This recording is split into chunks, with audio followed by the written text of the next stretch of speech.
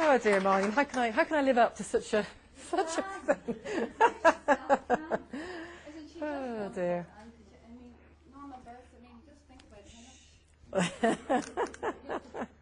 Well, I have to say I'm really, really pleased to be here, and I think I'm going to do the Mutual Appreciation Society thing here because, you know, I really think Marlene's done a fantastic job, and I'm sure you'll all agree. And I'm just, again, well, I'm in awe of you, Marlene. So there you go. We can just mutually adore each other, can't we, for an hour or so, and then we'll all be happy. So I'm going to just pour myself a drink here because I've got a bit of a dry throat. A Guide to Knitting Smoke. The reason I chose this is partly because it's actually a quote from Harry Potter, Prisoner of Azkaban, if you want to find it out. And mostly, though, because this is what it feels like, I think, sometimes, to be doing qualitative research, but particularly to be doing metasynthesis. See if I can turn this around a bit so I can talk to you while I'm doing this. And it's a fairly new discipline, as I'm sure any of you that become engaged in it know. Metasynthesis. And so I think partly what I'm going to be doing with you today is exploring. I'm not going to be coming up with anything definitive, particularly because there isn't anything definitive, but exploring where this whole idea of metasynthesis is at the moment and where it's come from. And see if we can, if there's time, have some questions either formally or afterwards in debate about where we go with this, if we want to go anywhere with it. I think the first thing to say, really, is that there's a dispute about whether it should be done at all. So if any of you have engaged with this whole idea of bringing together qualitative research, you'll probably recognise a quote like this. This is from Marguerite Sandalowski, who's one of the main writers in this area, who does do metasynthesis. But she's obviously, at least in '97, was arguing that there's a risk in doing it, that we end up just using a kind of reductionism, reducing qualitative data to something that is almost like quantitative hard data. And she certainly cautions against that kind of thing. But the counter-argument to that approach, which says it should never be tried because it destroys the whole underpinning philosophy of qualitative research, or at least of constructivist research, is this one from Silverman, which is basically if we don't do it, if we continue to keep doing the same qualitative research over and over again and never try and make some synthesis of it, then we're never going to be taken seriously. And not quite apart from that, it's never going to make a difference to practice, which is probably more important than being taken seriously by the academic world. And Statham talks about this analytic interruptus concept, which again is this idea that, you know, if we don't get on with it and come to some kind of conception, if you like, then again we're going to continue to be marginalised. It's going to continue to not make a difference. So Fingal has written a very useful paper which summarises, at least in 2003, the main issues underpinning where we've got to with metasynthesis, and summarises it with this quote here. So it's an attempt to create an overarching synoptic which is bringing together claims on the basis of various analytic and synthetic strategies applied to existing qualitative research. That's one. There are a number of summaries, but I think that's quite a good one, just to kind of root where we are. And as you'll see, this is branched into many different areas, but I think that's certainly where it's begun. So just to go through the history of it, as far as we can tell, this is a paper that Dennis and I had published in Jan a couple of years ago. Probably around the 80s that the term was first coined, but really the main architect, if you like, have been Noblet and Hare. And again, any of you who have engaged in this will have, I presume, have come across Noblet and Hare's meta-ethnography. Although it was a meta-ethnography, that is bringing together ethnographic studies, the methods they use are actually very applicable. Interestingly, in a paper I'm going to talk to you about in a bit, a recent paper, a 2004 paper, which brought together a number of the current people working in metasynthesis, Noblet is very modest about their contribution. I mean, he basically says, well, we were just mucking about, really. You know, we were just trying to find a way through all this, and we didn't really ever anticipate that it would end up becoming a kind of a framework for people to use. But that is what's ended up happening, obviously. As we just said, it's about integrating results, and actually that's an interesting result. Integrating results, that's part of a debate that is had. Is it about integrating the findings of other researchers, or is it about going back to the original raw data and integrating the data across studies? And that's currently up for debate. It's interpretive, that's the idea. It's not about aggregating, it's about interpreting. And so it's never completely finished, it's always on its way, really. And it's usually explicitly iterative. So whereas, and I don't know how many of you have done meta-analysis or Cochrane reviews, but those of you who have will know, and having done this I speak from experience, that they look very very precise. They look as if the hypothesis was set, and then the search strategy, and then you did the search strategy, and you never went back to the earlier steps. In fact, that's you do, you know. So although it looks like it's not iterative on the page, it actually is an iterative exercise. Metasynthesis, though, is explicitly iterative. It acknowledges the fact that it's always bouncing around between design, findings, going back to the design, going back to the findings the whole time. So it's much more honest, I think, in that respect than meta-analysis tends to be.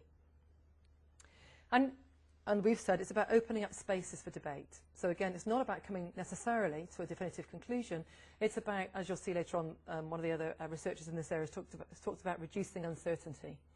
So it is about coming to a point where we weren't before, but it's not necessarily about coming to the definitive point at the end of the day. It's about refining our understanding. So this is the paper I was talking about, the paper that in 2004 by Thorne and colleagues, which brought together 3 or 4, I think, of the key researchers in this area, Louise Jensen being one of them. Now, Louise Jensen, her work tends to be fairly structured, analytic, much closer to meta-analysis than some of the other writers are. And she has talked about using various tools and techniques for rigour. So she's quite keen on the idea of being rigorous, which I certainly don't disagree with. But you know, her kind of bent, if you like, is towards the rigour of it. And as I've said, she talks about reducing uncertainty. Noblet, in this paper, and he also speaks on behalf of Hare. I mean, Hare isn't an author of the paper, but he says that what he's talking about is also shared by Hare, the original author, with him. And they talk about these 3 moves. So interpretation, not data. So they're definitely in the camp of metasynthesis is an interpretation of interpretations. It's an interpretation of the original researchers' interpretations, not going back to the original data. This isn't a line that we take, I have to say, but that's the line that they take. That you're generally looking for metaphors, that what you're trying to find is metaphors that explain. Now, I mean, one of the metaphors that bounces around so much in maternity that it's become almost meaningless is the idea of the conveyor belt, for example. Now, the conveyor belt metaphor is actually very powerful, but we use it so much it's become almost meaningless. So part of what this is about is finding powerful metaphors that become kind of psychically or psychologically powerful to people, and that then becomes something that's translated into practice. And they also make the point that social explanation is translation, and that's obviously fundamental to constructivist ways of seeing the world. That in doing the interpretation or in doing the explanation, in doing the translation, we create a kind of explanation which is then taken forward. So the act of doing it creates reality, is what I'm saying. Then the next author in this area, this is still Noblet.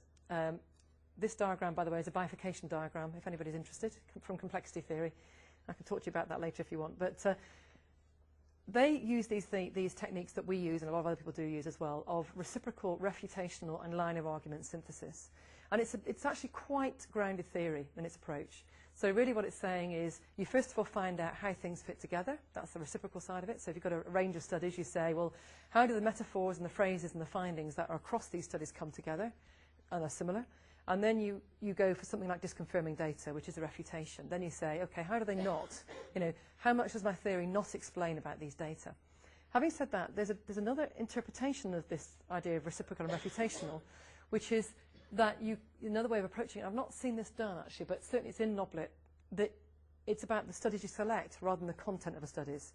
So you select studies to be reciprocal, that they are likely to be similar, or you select studies to be refutational, and then you look at how you make synthesis out of those. So it can either be at the level of the study selection or at the level of what's in the studies that you turn up as a result of a topic search.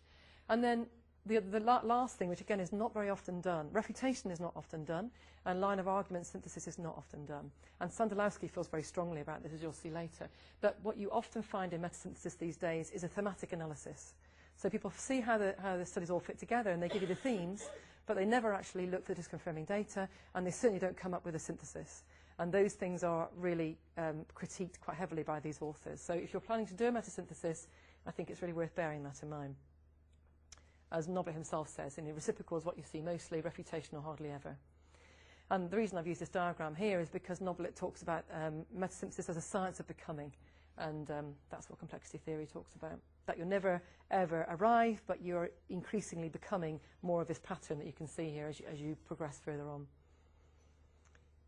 The other thing that Nobbit talks about quite, and I think this is important, and I must admit we haven't done this, and I think we should begin to do so, and as you'll see later, some of the more recent theorists are doing this, which is understanding the contexts.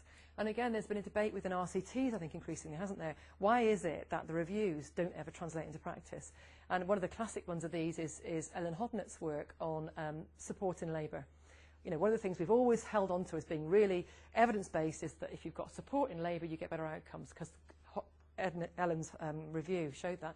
When Ellen tried to do it in practice, in a big study, more than 3,000 women across America and Canada with support in labour, absolutely no difference in outcome.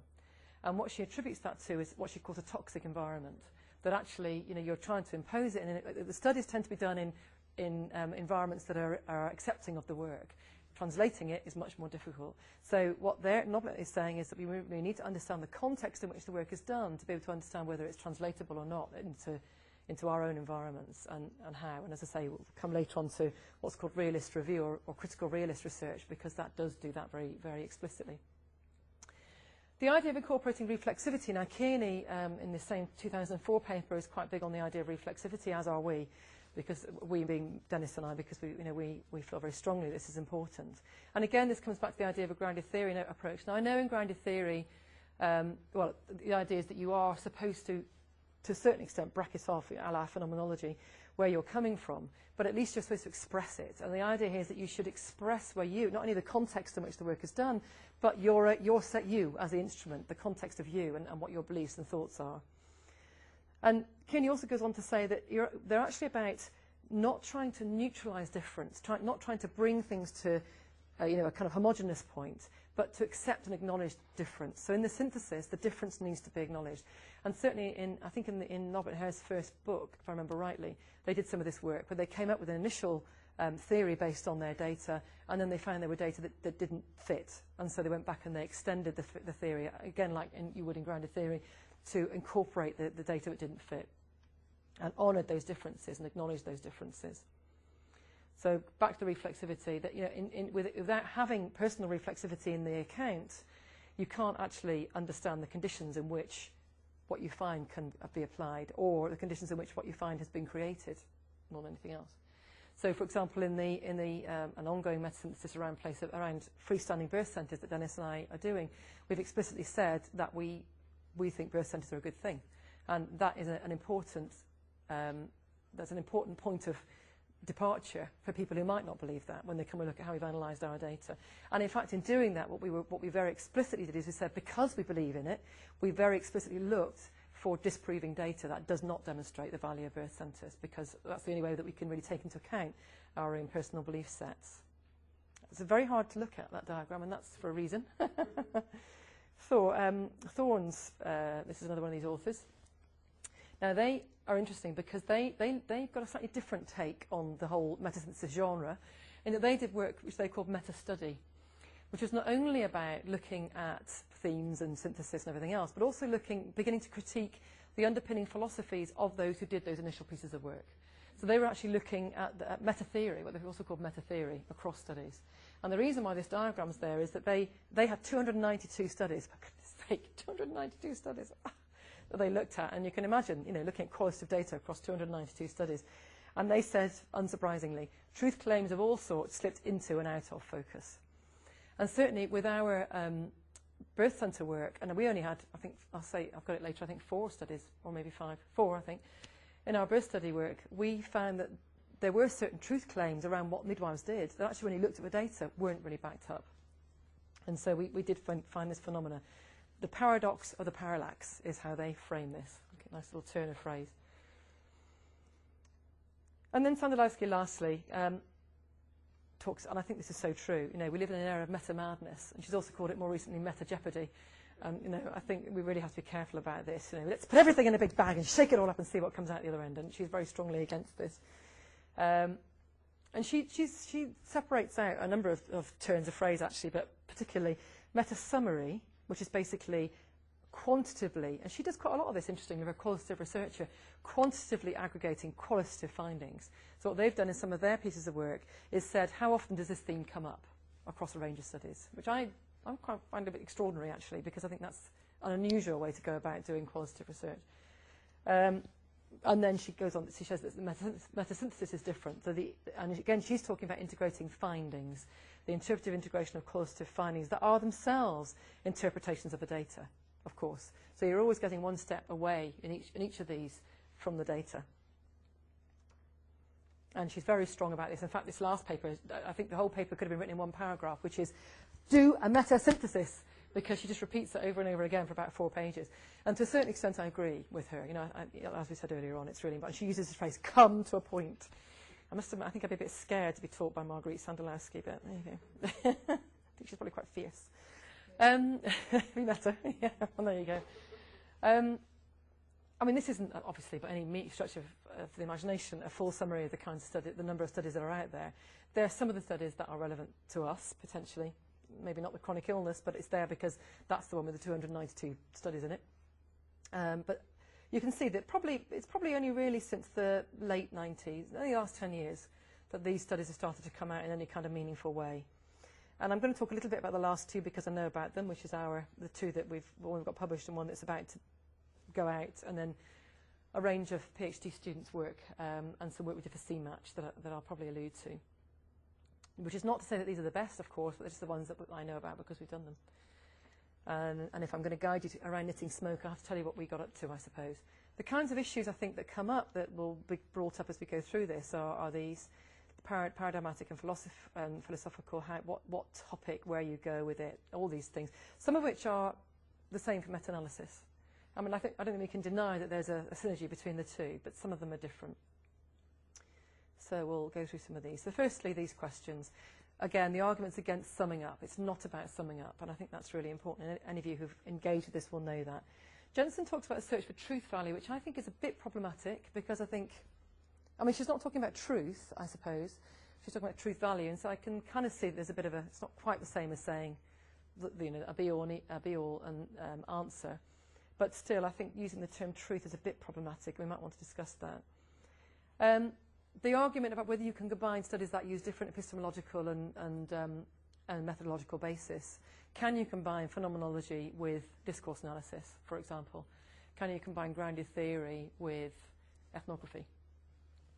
We think you can, but you know, I can also see why people might say you can't, because clearly if you're coming from a study that's about meanings, for example, around phenomenology, and combining it with about culture, you at least have to, as in ethnography, you at least have to acknowledge that those things are different phenomena. And they may tell you different things about the same topic, but they won't be able to tell you about the same areas.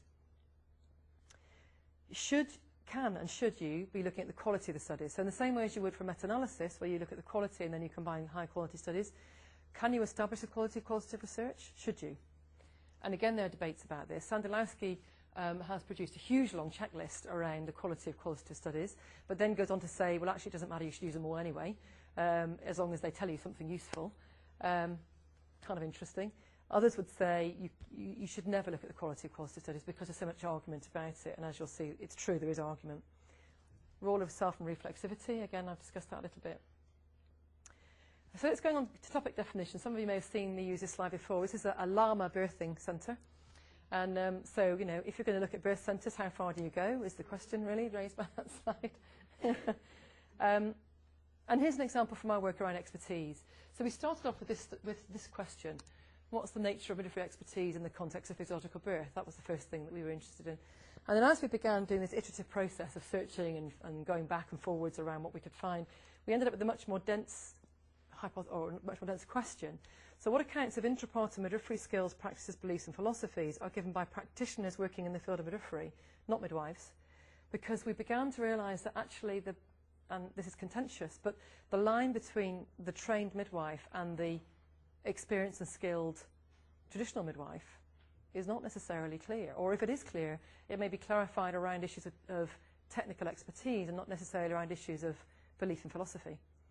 So we extended it, and actually one of the journals we submitted this to wouldn't accept it for that reason. I won't say which one, because they thought it diluted the importance of midwives. And again, this was partly about our self-reflexivity.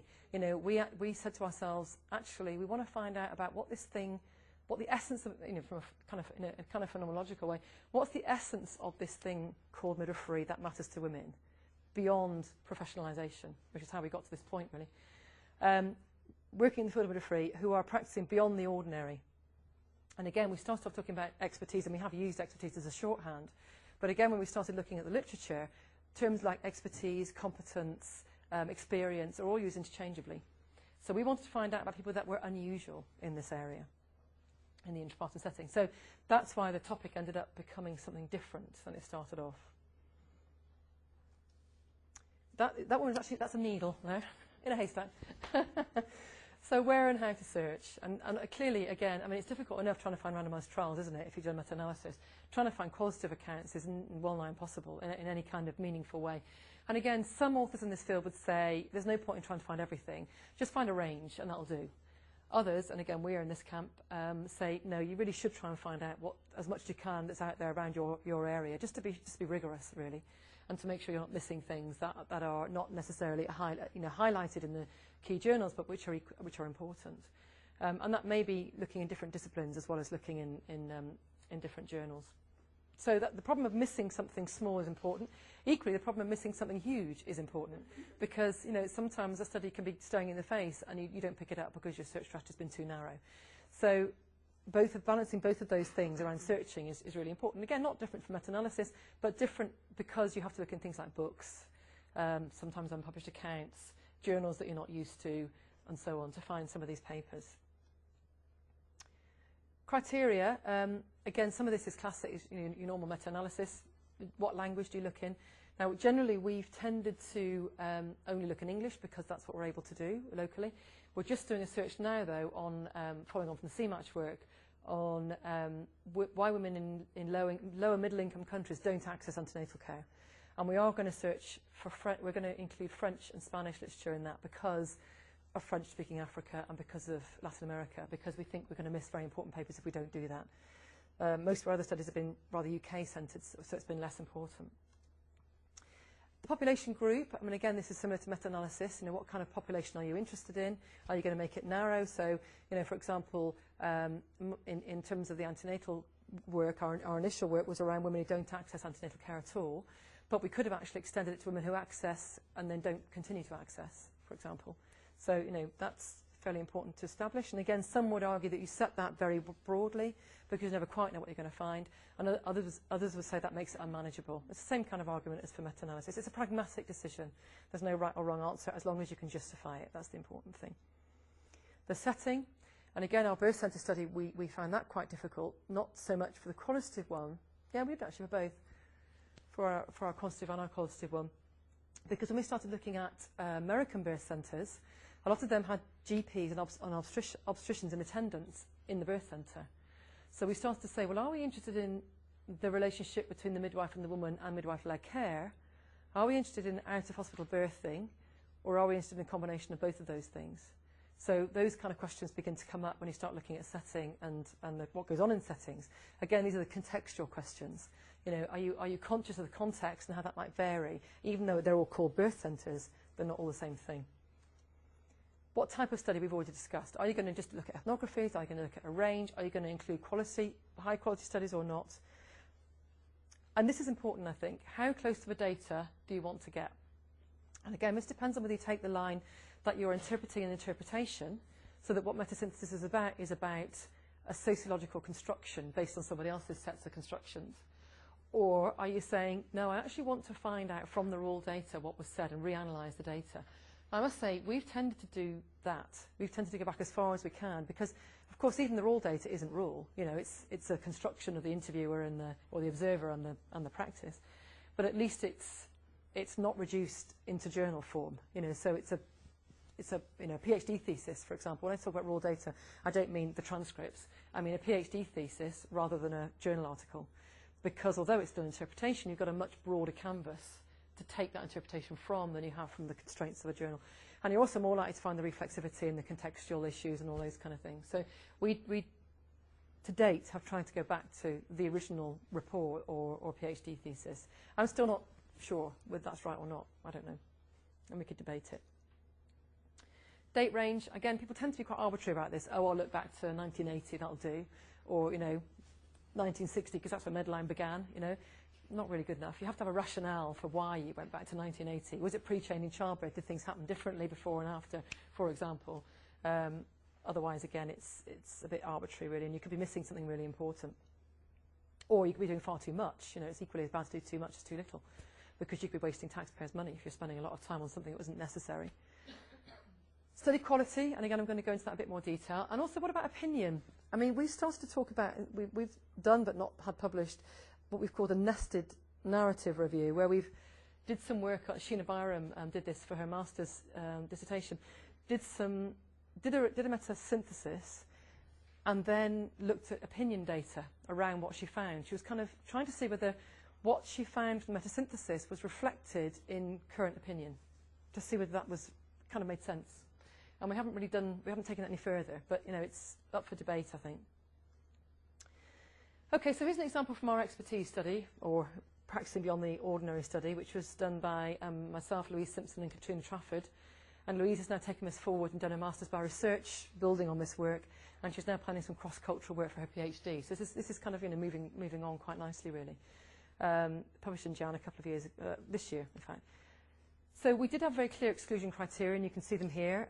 We couldn't deal with non-English studies, and that may be a critique of this, because you know, clearly there may be some very interesting work in Spanish, particularly. So we might have to go back and look at that again, if we can find a Spanish speaker to help us. As it happens, we've got one now, so that's good. We didn't include opinion. We have got it. We did search for it, but we didn't include it in the final piece of work because it just was too big. Obviously not quantitative data. Obviously, where the participants, we wanted participants who are maternity care practitioners. We specifically wanted studies where the participants were seen as experts or exemplary, in Holly Kennedy's words. So we wanted that group. And what we didn't include was studies that were focused on a priori, where they'd already anticipated what they were going to find, like intuition or von Toos practitioners. Particular kinds of expertise we didn't include, because we were looking for a broad sweep around what the thing called expertise is. We didn't want it predetermined for us, so we didn't include them. And we wanted good quality papers, so we didn't include studies where there wasn't enough information about the quality. I'll come back to that later. So then the next question is, how many studies? Now, we've certainly had a paper turned down because there were too few studies in it. On the other hand, there are papers like Russell with only 3 studies in them that have been published. And then there's the Patterson one of 292. You know, I really think there's a debate around the number. I don't think there's any clear. I can't in the literature see anywhere that's definitive about whether 4 or 204 is the right number. Probably somewhere in the middle is. Only because this is birds flocking, this picture. So, okay, get lots of studies, and you probably can see a pattern around the birds flocking, but what you can't see is the detail, because there's just too many. So, you know, obviously, if you've got fewer studies, then you can pick up more of the detail that might be in there. So I'm still inclined to think, my view on this is sufficient is how many are turned up by your search. That's how many there is, that's how many you include. And I still feel that. And if you've got 292, your search is too big. But, you know, that's a very particular view, obviously. Which data to include? And again, we've kind of come across that again. Obviously, you can't, if you're looking at PhD theses, if that's the plural, thesum, I don't know, anyway. You're not going to include the whole thing, so which ones are you going to include? And to a certain extent, it's useful to go back to Noblet and Hare to look at that. So, as we said, you can include the original researchers' interpretations. We've kind of discussed this a bit already, from the published data or the original thesis, or actually the raw data. And we've not done that, but there is a debate about that. Do you go back to the transcripts? Can you? Should you? Who is the instrument? Now, what's interesting is that there was one paper, and I was trying to find this actually, I can't find it. If you've looked at this, you might know it yourselves. But there was one paper, and I'm pretty sure it was one with Sandalowski, or it might have been Cheryl Beck, one of Cheryl Beck's papers, where the authors were the authors of the original studies. So they got together to look at all their own studies in the group, each other's on their own, with the argument that because they are the instrument of the research, it makes sense that they are involved then in the metasynthesis, in the next level, if you like, of the research. And that's interesting. I've not seen it done since, but I think it's an interesting question. And maybe one of the things that we might want to say in future is that each metasynthesis will involve at least one author from the papers that are being included, so that they can actually explain how they reached that conclusion in the first place. Can you do participant triangulation? And by the participant here, I mean the researchers, the original researchers. So if you don't do that, if you don't involve the researchers, could you send your interpretations to the original researchers and say, does this ring true for you in the light of your original studies? We haven't done that, but I think, again, it's quite, and I'm not seeing it written about, but it could be quite interesting to do. And, you know, again, you can't go back to the original participants, probably, but that may be the best place to go. And again, going back to which data, this is the freestanding review that we're still in the middle of completing, which has got, 4 studies. So we could get hold of 2 theses and 3 published papers that were around, in total, 4 studies. So quality criteria. This is a statement from Murphy, who was asked to review the quality criteria that are out there by the HTA, and they take the line that we really should have quality criteria. So, you know, if the findings of research cannot be taken to represent even an approximation of the truth, why should commissioners fund such research? I think that's a really good question. So I'm convinced of the need to look for quality, but you will find, and you know, you will, if you're writing about this methodologically in a research paper or a thesis, you need to reflect the fact that this is not necessarily the standard. Well, it probably is becoming a standard view, but it isn't a universal view.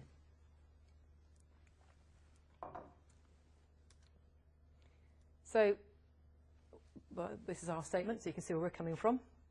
If you've got methodologically flawed studies, you're going to get a bad metasynthesis, we think. And again, this is arguable, and you can argue with me about it. But the question is, who decides what's good quality? And I mean, any of you who've done, you know, dived into qualitative research will know this is a very active debate. In our paper, we looked at what was out there already in terms of quality. This was in the process of doing the freestanding birth centre work. We had to go back to this and do this piece of work because we couldn't find a good checklist. So we found 8 checklists and summary frameworks. One of those papers actually included 29 other different checklists. So one of the 8 itself was a synthesis of 29 checklists. So you can see this has been bandied about for, you know, amongst people for a long time, and there's all kinds of debates around it. And we added another checklist to that whole bunch, which was kind of between the very simplistic ones, like the CASP have got a very simple, the critical appraisal group have got a very simple checklist, which we do use, and then the one with, you know, Sandalowski's one that runs to about 10 pages. You know, we went somewhere in between that. So these are the kind of things that we look for when we do our checks, that the scope and purpose is defined, that there is a theoretical perspective identified, that the design is coherent with the perspective, that's stated, and that all these things are coherent with each other, really, from the start to the end. So it's basically providing something which you can be fairly convinced of, that is robust, transparent,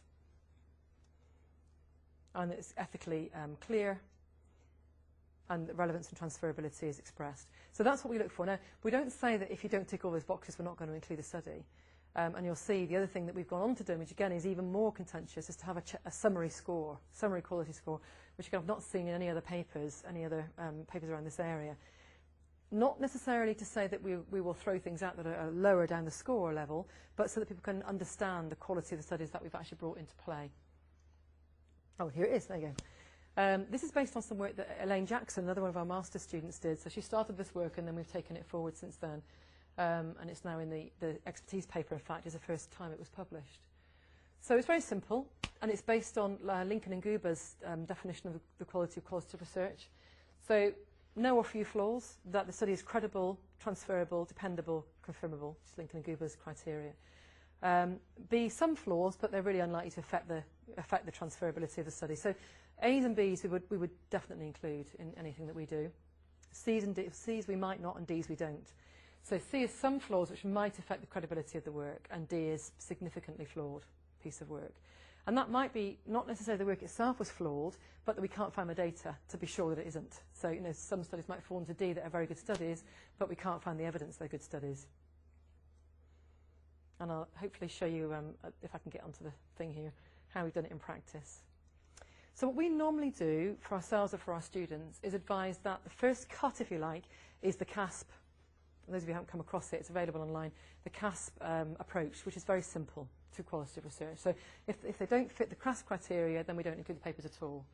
If they get through that gate, then we apply our more detailed one to the studies, and then the summary quality score. Now, probably if they've got through the CASP gate, they're going to be A or B on our score anyway. But we do it just so we can have a sense of where they fit in the spectrum. And again, I'm going to show you some examples now, but once we've defined which studies are in based on those criteria, then in the same way we would for meta-analysis, we map the characteristics of the study. So again, people are clear what study looks like. And the Epicentre, which mainly deals with educational research, run by Anne Oakley, has got a lot of tools around how you map studies. So it might be worth looking at that if anybody's interested. Now I'm going to try and see, hopefully we'll be able to, if I can show you a kind of in vivo example of some of these things. This is the CMATCH study, some work we did for CMATCH, as I mentioned earlier on, which was a combination of quantitative and qualitative research. And it was Tina Lavender and Dennis did the quantitative aspect, and myself and Kenny Finlayson did the qualitative aspect around why high-risk women don't access antenatal care in high-income countries, which is the study before the one we're doing now. So we're just writing it up now, and I can show you some of what we actually did. So let's go to this is a quality score. So this is the table we used to establish the quality. And the levels refer to, these aren't all the included studies, so they are. Level 1 studies were UK studies, and level 2 were UK-like settings, high-income settings studies, and we included both of those. And then just went through, these are the codes from the original search, and then we went through whether they actually fitted these criteria that we'd set up or not. And we did that independently of each other. So 2 of us did it independently and then came together and saw if we agreed with it or not. And then you can see the quality rating at the bottom. So we allow some flexibility between categories. But basically, we did include all of these, even though that's a BC, because we felt it was actually not, the problem really was that it started off very closed. So there was a certain amount of directionalness that was built into it. But in the end, we thought it probably was worth including it. So a lot of this is actually, it's not fixed. It is actually, again, iterative, as I said to you before. So having gone through all that and decided what was in, so let's just flick through all these. This is at the full text stage. This is the mapping of the study itself. So these are the characteristics of the studies that are all mapped. So that you can actually see, for example, grounded theory. This is an interesting one. Naturalistic approach from a naive atheoretical stance based on grounded theory. Wow. Symbolic interactionism and participatory research. So a big mix, as you can see, of different studies. I mean, that's not all of them, but that were included. So we obviously take the view that we can mix this range of studies up, but at least if you are clear about what's in them, then people can judge whether or not they also agree with that or not. So having done that mapping stage, characteristics stage, and of course the problem then arises about how much this gets published, because most journals won't publish all this. Sorry, that's after quality review. I'm just trying to find the data. I think the data are higher up. Yeah. It's easy. I'll find it for you in just a minute. To show you, to a certain extent, and there's a bit more of this later on, about how we brought those things together. Now, I'll show you this now, actually, but this is a synthesis, in fact, so I'm jumping around a bit. But we synthesised all that we found into these 2 areas. So first of all, that initial access to antenatal care is influenced by pregnancy rejection or acceptance and personal capacity or incapacity. And then once people had access care, continued access was influenced more strongly by this balance between gains and losses. If I can find it again. So it's a bit jumpy, this mouse. It's a bit like the clutch on my car, a bit skippy. There it is. Yeah. So gains and perceived benefits versus perceived losses was what's come out of it. Now again, this is very contingent and it's up for debate and for change, but this is where we've got to with this particular study so far. And it gives you a bit of a flavour for what a synthesis might look like. That's not a line of argument synthesis, though. It's just a general synthesis, and I'll show you where we're at with the line of argument synthesis next, or soon, at least. Get on to the thing.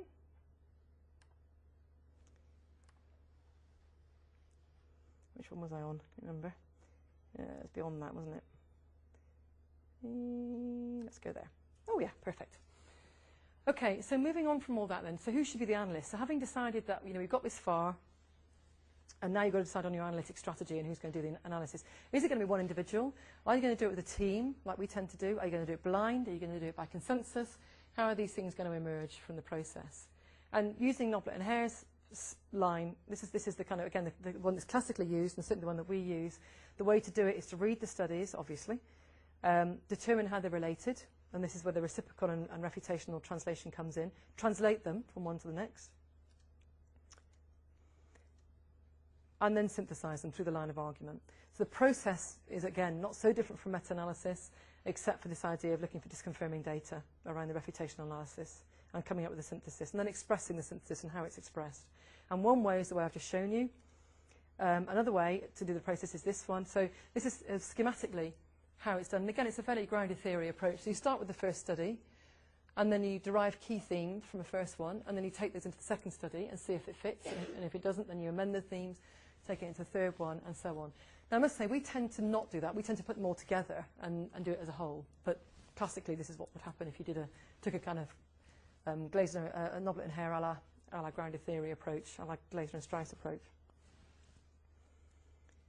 And this is an example of some work that we did. This is the expertise study again. So you can see about the evolution of this. Louise and Katrina came up with the first list of what they thought was in the studies they'd included. Then they and I got together and we looked at possible refutation. This is reciprocal. We looked at both how it was reciprocal, but also how it was possibly refutational. We found these things, role changes in profession, didn't fit anywhere with our reciprocal translation. So we had these things that were outstanding that weren't fitting in with the theory somehow. And we ended up with these three themes. If you like, this was a thematic analysis at this stage that expressed all of this, but didn't account for this bit here. So we ended up with this kind of refutational bit stuck on at the end, really, which was that you've got this expertise, whatever it is, but it's contingent on the context of childbirth. How it's expressed is contingent on the context of childbirth. In fact, interestingly, following the focus group work that Louise has just done, what she's found is that actually expert midwives are not affected by the context, they affect the context. They are the people that make the context different. So we've moved on from this now a little bit. But anyway, in the studies that were existing at the time, it looked like expertise was affected by context. So our looking for the patterns, and again, this is a Mandelbrot diagram for the complexity theorist amongst us, but looking for the patterns in it, looking for the line of argument, we came up with this synthesis, and I'll just read it. So as the practitioners in the studies in our review became more expert, they appeared to revalue and to express qualities such as trust, belief, and courage. So having come into midwifery with those kind of beliefs, had them knocked out of them, they seemed to re-express them as they got more confident. To be more willing to act on intuitive gestalt insights and to prioritise connected relationships over displays of technical brilliance. So although they were technically brilliant, they didn't have to show it necessarily. In some of the accounts, the enactment of vocation led these experts to move outside of, and this is the refutational bit, outside of and beyond normative childbirth practices, so to become more exposed to critique.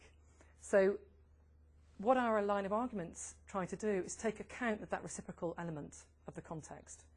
And that, I think, is what's meant by line of argument, at least that's how we understand it. It takes account in a contingent way of what's come out and what's gone before. Just as another example, this is the birth centres review, where we've combined the reciprocal and refutational together. So in this case, Dennis and I both came up with these lists independently of each other, having got the studies together. And then we again we did a bit of reflexivity and said, okay, we want to find normality here, so are we finding it because we want to find it, in fact? And we started to look at the refutational, the disconfirming data. So we came up with something actually much less flattering to birth centres, in fact, which I think is why, well, it's not been very acceptable to many people that the kind of normality practice in birth centres is contingent on the environment.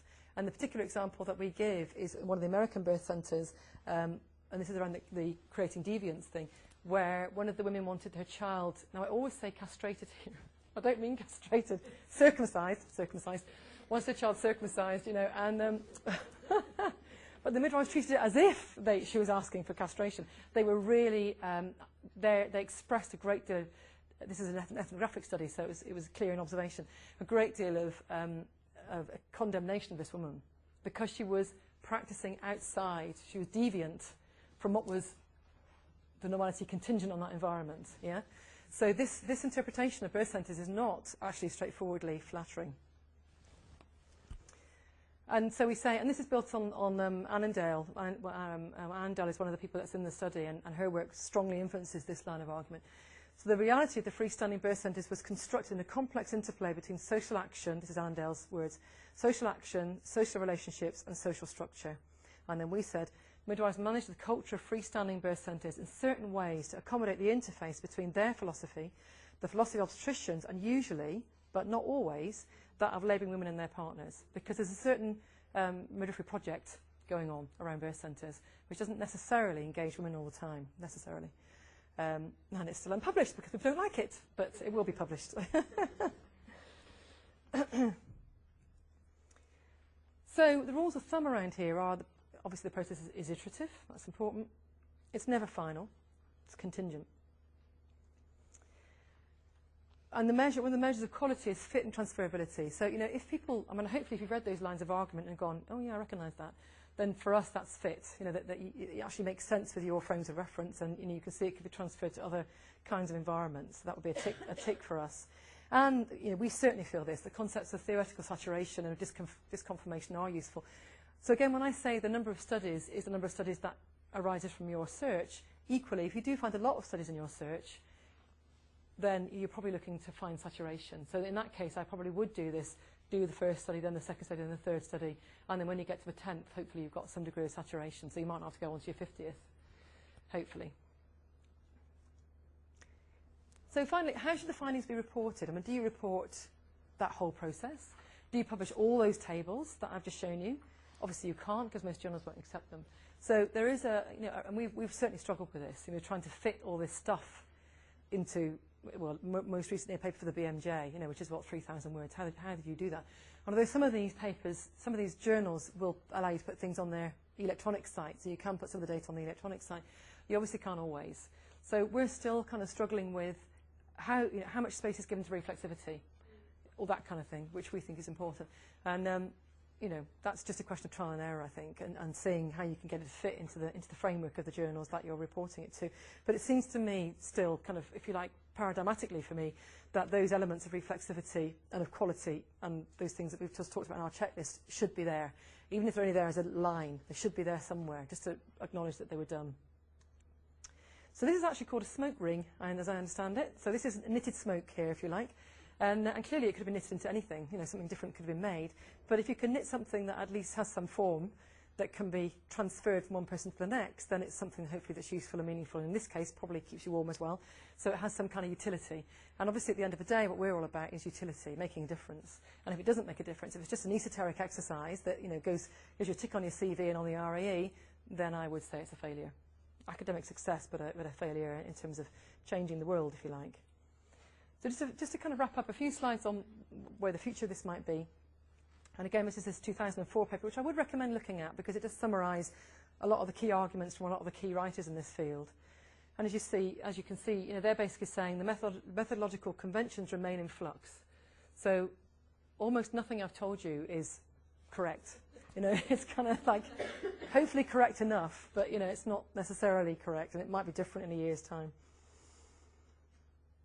The kinds of innovations I mentioned briefly that are beginning to come on stream, which aren't necessarily about metasynthesis, but they're in this whole area of contingency, I suppose, is critical realist review. And if you're interested in that, then Paulson is the guy to look for. Tricia Greenhog's also done some work in this area. And basically the mantra there is what works, for who, in what context. So rather than here's a simple intervention, a large trial of a simple intervention, that might not work somewhere else. What they're much more interested in is that question, what works, for who, and where. And that's increasingly been taken up. There's lots more papers written about it. It's a lot more acknowledged by government. And I think metasynthesis fits into that paradigm really quite well. Mixed methods review, so that's not phenomenology and so on. It's about quantitative and qualitative, and things that aren't called either. I'm bringing all those things in together, and that also fits with critical realism because they're using the lines of argument technique can be used across a whole range of qualitative and quantitative studies. And then this business about including opinion is under debate because that may help us to understand the context in which these studies are situated. And I'm sure there's lots more, but those are just the things that kind of sprung up for me at the moment. Narrative research is obviously part of all that too, comes into play with all that. And I want to finish with a couple of slides that kind of illustrate the fact that I think people have felt very marginalised around doing this kind of research, but I think it's increasingly mainstream. First of all, I want to say that, I don't know if you know, but the evidence-based medicine, which I think has been a real bugbear for many of us around its kind of absolutism, when you look at what Sackett and Guyatt, David Sackett particularly, originally wrote about evidence-based medicine, it was best evidence against practitioner skills and patient values. That is, what works for who, in what context, was what evidence-based medicine was always supposed to be about. It wasn't supposed to be about, here's a guideline that's really a protocol, and if you don't follow it, then you're going to be hung and drawn and quartered. You know, it was really about, let's find what we know best, and let's see how it works with what you can do in your particular context. And interestingly, Murray Enkin, who you know, is one of the kind of leaders around evidence-based medicine, particularly in maternity care and in the Cochrane Review. I came across this lovely quote the other day. I'll let you just read that bit.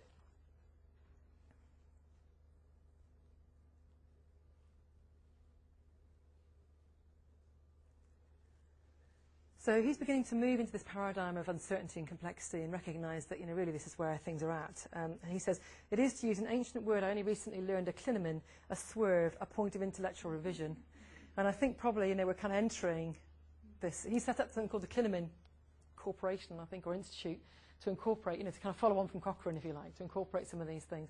And I want to finish with I hope this is going to work on the sound.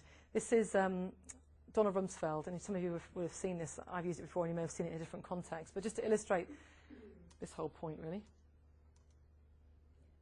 The message is that there are known knowns. There are things we know that we know. There are known unknowns. That is to say, there are things that we now know we don't know. But there are also unknown unknowns. There are things we do not know we don't know. And each year we discover a few more of those unknown unknowns. Okay, thank you very much. Questions?